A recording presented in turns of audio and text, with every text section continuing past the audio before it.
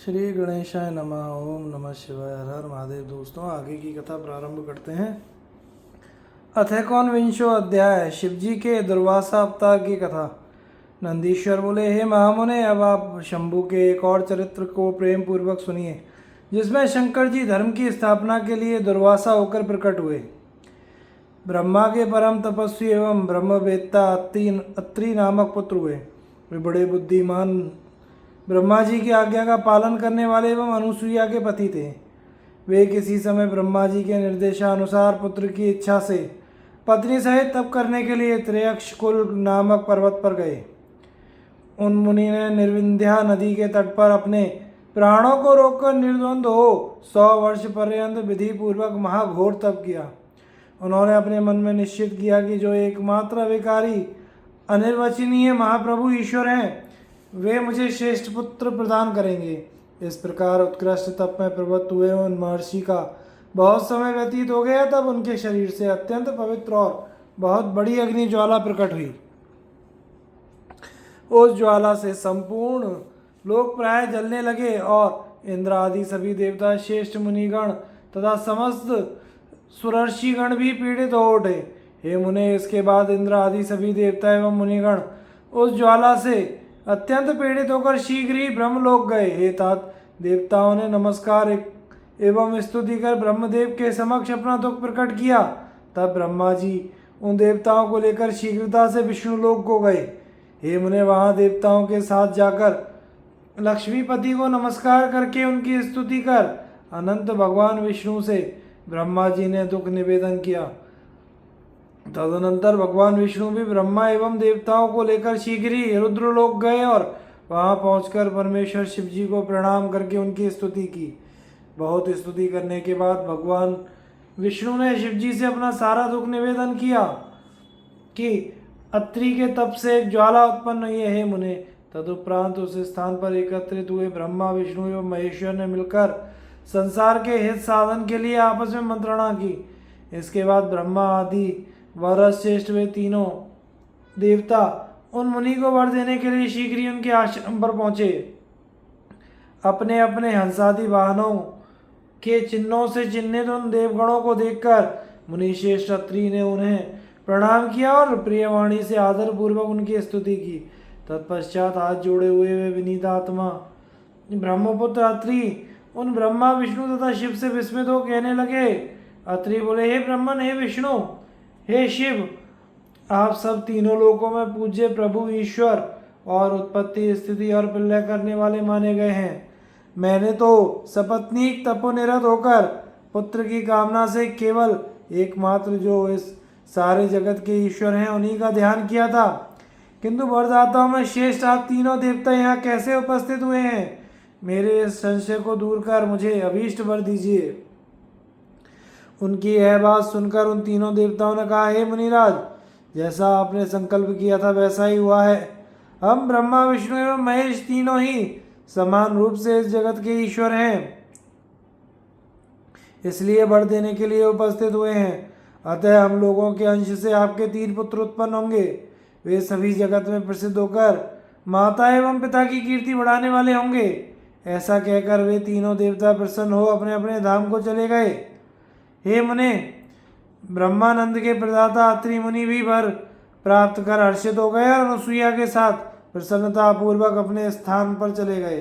तब अनेक लीलाओं को करने वाले ब्रह्मा, विष्णु एवं शिव प्रसन्न हो पुत्र रूप से अनुसुईया के गर्भ से उत्पन्न हुए। समय पूर्ण होने पर मुनीश्वर के द्वारा अनुसुईया के ब्रह्मा के अंश से चंद्रमा उत्पन्न हुए, किंतु देवताओं के द्वारा समुद्र में डाल देने के कारण वे पुनः समुद्र से उत्पन्न हुए। हे मुने, विष्णु के अंश से अत्रि के द्वारा उन अनुसुईया से दत्तात्रेय उत्पन्न हुए, जिन्होंने सर्वोत्तम संन्यास पद्धति का संवर्धन किया। हे मुनि सत्तम, अत्रि के द्वारा उन अनुसुईया से शिव के अंश से श्रेष्ठ धर्म का प्रचार करने वाले मुनि श्रेष्ठ दुर्वासा उत्पन्न हुए। रुद्र ने दुर्वासा के रूप में प्रकट होकर ब्रह्म तेज बढ़ाया और दयापूर्वक बहुतों के धर्म की परीक्षा भी ली। है मुनीश्वर, सूर्य वंश में उत्पन्न जो अम्बरीश नामक राजा थे, उनकी परीक्षा दुर्वासा ने ली थी। उस आख्यान को आप सुनिए। वे निरपश्रेष्ठ अम्बरीश 7 दीपों वाली पृथ्वी के स्वामी थे। एकादशी के व्रत में स्थिर होकर वे दृढ़ नियम का पालन करते थे। उन राजा का यह दृढ़ संकल्प था कि मैं एकादशी व्रत कर द्वादशी पारण करूंगा। शंकर जी के अंश से उत्पन्न हुए श्रेष्ठ मुनि दुर्वासा उनके पास उस नियम को जानकर गए। उस दिन स्वल्प द्वादशी जानकर राजा ने पारण करने के लिए जो ही भोजन करने का विचार किया, उसी समय शिष्यों सहित दुर्वासा वहां आ पहुंचे। तब राजा ने उन्हें भोजन के लिए निमंत्रित किया। इसके बाद मुनि दुर्वासा शिष्यों के साथ स्नान करने के लिए चले गए और राजा की परीक्षा लेने के लिए उन्होंने वहां बहुत विलंब कर दिया।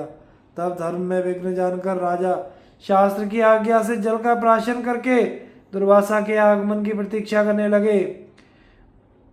इसी बीच महर्षि दुर्वासा वहां पहुंचे और राजा को जल प्राशन किया जानकर उनकी परीक्षा लेने के लिए महर्षि ने भयानक आकृति धारण कर ली और अत्यंत क्रुद्ध हो गए।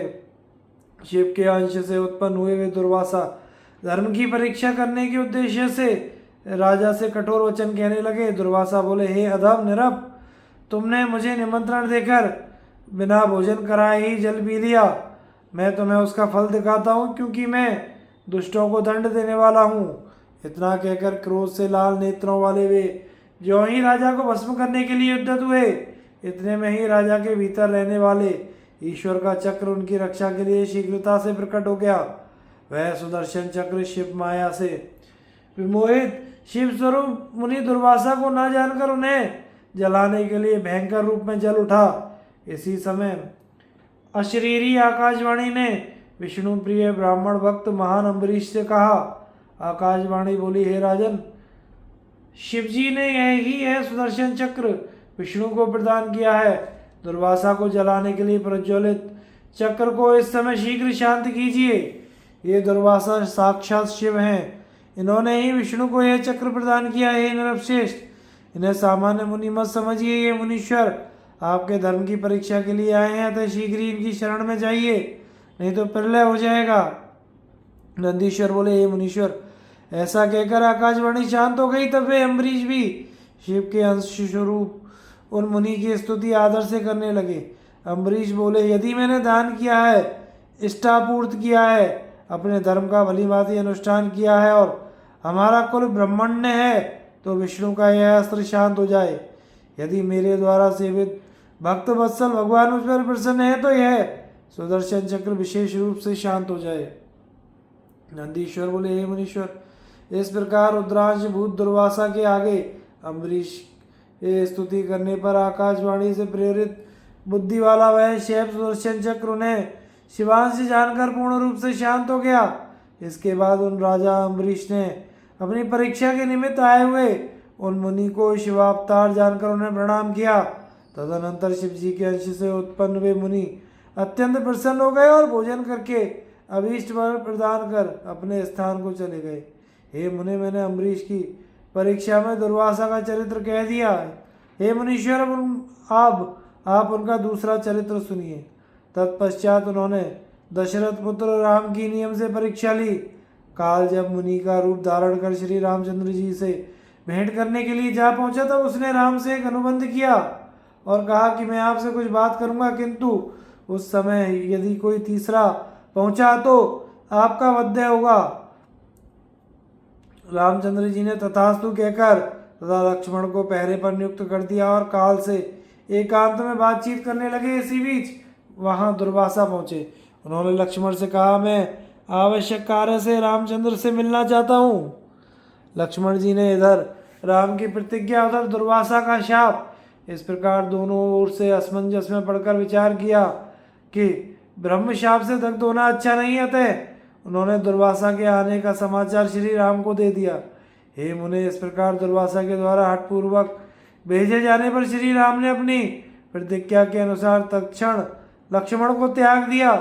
महर्षियों ने यह कथा बहुधा कही है, जिसके कारण यह लोक में प्रसिद्ध है। अतः इसे विस्तार से नहीं कहा, क्योंकि बुद्धिमान लोग तो इस कथा को जानते ही हैं। महर्षि दुर्वासा उनके इस अत्यंत दृढ़ नियम को देखकर संतुष्ट हुए और प्रसन्नचित हो उन्हें वर प्रदान किया। हे मुनिश्रेष्ठ, उन्होंने श्री कृष्ण के नियम की भी परीक्षा ली थी। मैं उस कथा को कह रहा हूँ, आप उसे सुनिए। ब्रह्मा जी की प्रार्थना से पृथ्वी का भार उतारने के लिए एवं साधुओं की रक्षा करने के लिए विष्णु वसुदेव के पुत्र के रूप में उत्पन्न हुए। श्री कृष्ण नाम वाले विष्णु ने ब्रह्मद्रोही खलों, दुष्टों एवं महापापियों का संहार करके समस्त साधुओं एवं ब्राह्मणों की रक्षा की। वे वसुदेव पुत्र श्री कृष्ण ब्राह्मणों के प्रति अत्यधिक भक्ति रखते थे और प्रतिदिन बहुत से ब्राह्मणों को सरस भोजन कराते थे। श्री कृष्ण ब्राह्मणों के विशेष रूप से भक्त हैं। जब वे इस प्रसिद्धि को प्राप्त हुए तब हे मुने, उन्हें देखने की इच्छा से वे दुर्वासा मुनि कृष्ण के पास पहुंचे। उन्होंने श्री कृष्ण एवं रुक्मिणी को रथ में जोत दिया और स्वयं सवार होकर उन्हें हाँकने लगे। श्री कृष्ण एवं रुक्मिणी ने बड़ी प्रसन्नता के साथ उस रथ का वहन किया। ब्राह्मण के विषय में उन दोनों की इतनी बड़ी दृढ़ता देखकर रथ से उतरकर मुनि ने प्रसन्न हो उन्हें वज्र के समान अंग वाला होने का वर दिया। हे मुनि, एक समय गंगा जी में स्नान करते हुए मुनि श्रेष्ठ दुर्वासा नग्न हो गए थे। उस समय वे कौतुकी मुनि लज्जा का अनुभव करने लगे।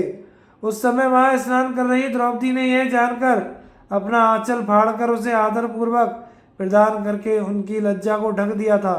इस प्रकार प्रवाह के द्वारा अपने समीप आए उस वस्त्र को लेकर वे मुनि अपना गुह्य अंग को उससे ढककर उस द्रौपदी पर प्रसन्न हुए और उन्होंने द्रौपदी को उसके आंचल को बढ़ने का वर दिया। समय आने पर उसी वरदान के प्रभाव से द्रौपदी ने पांडवों को सुखी बनाया। हंस एवं डिम्ब नामक महाखल कोई दो राजा थे।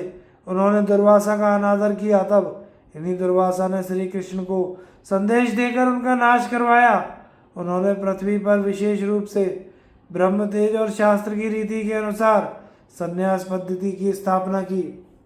उन्होंने अत्यंत सुंदर उपदेश देकर बहुतों का उद्धार किया और विशेष रूप से ज्ञान देकर बहुतों को मुक्त भी कर दिया। इस प्रकार उन दुर्वासा ने अनेक विचित्र चरित्र किए। दुर्वासा का यह चरित्र श्रवण करने वाले को धन, यश तथा आयु प्रदान करने वाला और संपूर्ण कामनाओं को देने वाला है। जो दुर्वासा के इस चरित्र को प्रीति पूर्वक सुनता है अथवा जो प्रसन्नता पूर्वक दूसरों को सुनाता है वह इस लोक और परलोक में सुखी रहता है। इस प्रकार श्री शिव महापुराण के अंतर्गत तृतीय शतरुद्र संहिता में दुर्वासा चरित्र वर्णन नामक 19वां अध्याय पूर्ण हुआ।